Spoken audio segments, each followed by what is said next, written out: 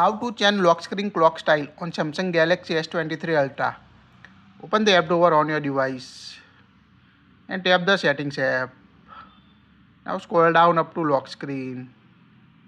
Tap on a lock screen. Now tap on edit in lock screen. Here you can see the clock style. Tap on it. Now you can see the different clock style on your device. Select the clock style you want to set.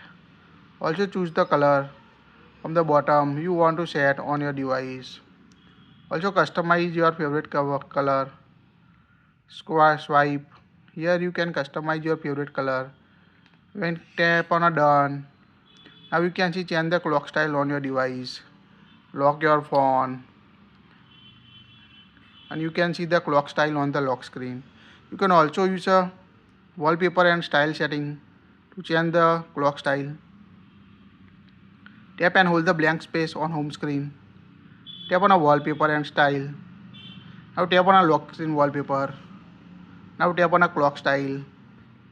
Now select the clock you want to set. Here we select this. Choose the color. Here select color. Here we select this color. You can also change the clock font like this. Select the clock font you want to use on your device. When complete, tap on a done at the top right corner. Tap on a done. Now lock your phone and you can see the